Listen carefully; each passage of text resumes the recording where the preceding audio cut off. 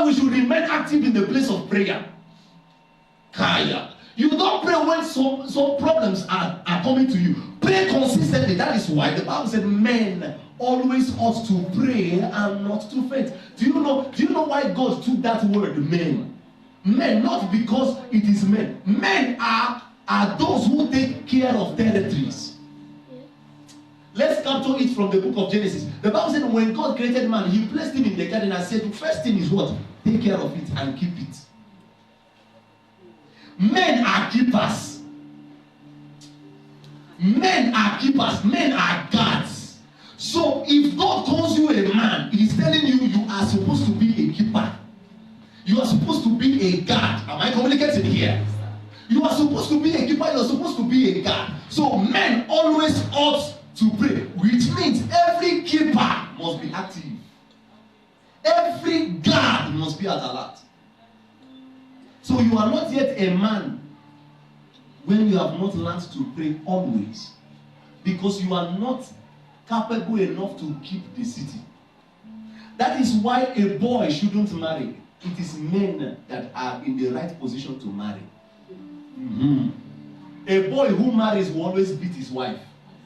A boy who marries will always look for trouble, one problem or the other, always finding fault in the wife. But a man understands his place as a guard, as a keeper. Now, this was what I understood before I got married. Do you agree with me? Yes. See, God can never give you a responsibility as a man when he has discovered that you are still a boy. The Bible said a prince, as long as he remaineth a child, can never take care of his father's palace. No, he will never take care of, he can never be given that community to take care of until he grows to a stage of maturity. That is when it will be given. So there are certain responsibilities God will never give to you until you come to the place of maturity.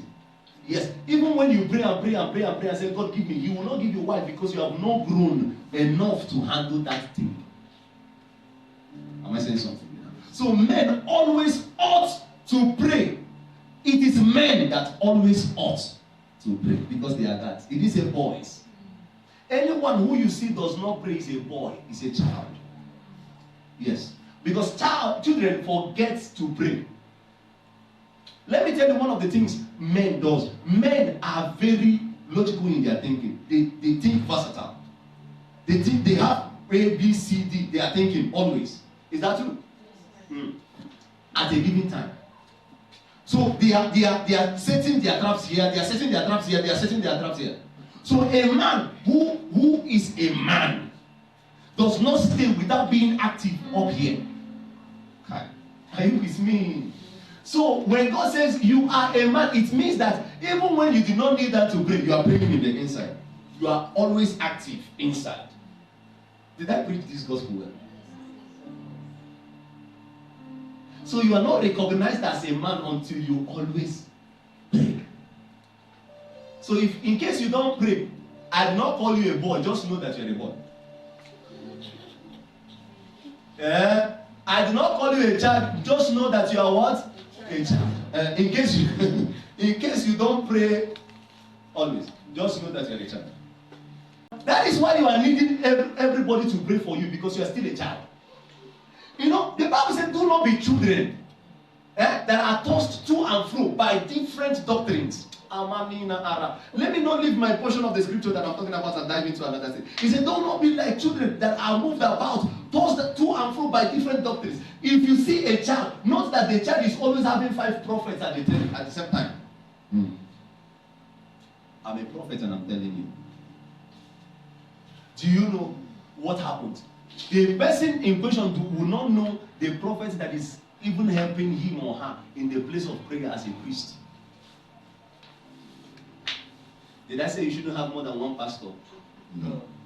But what I'm saying is that you are still a child when you still have prophets around that will go and pray for you, and you pay them for prayer.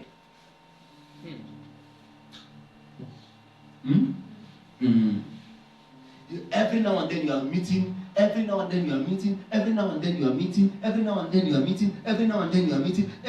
Both the ones you have checked the spirit and the ones you have not checked the spirit, you are just meeting and they are laying hands and laying legs and they are telling you all sorts of things. Can I tell you something? So many prophets have spoiled so many families today. They have put so many things in the midst of the family, and there is problem in the family. Yes, I am a prophet and I can tell you that for free. Yes, I dash you down. And do you know why? Because these people are children. You are tossed to and fro by different kind of doctrine. So, somebody came to me one day and said, "Man of God, they told me this, and this prophet told me this, and this prophet told me this. I don't know which one to follow." I now stepped back and looked at her.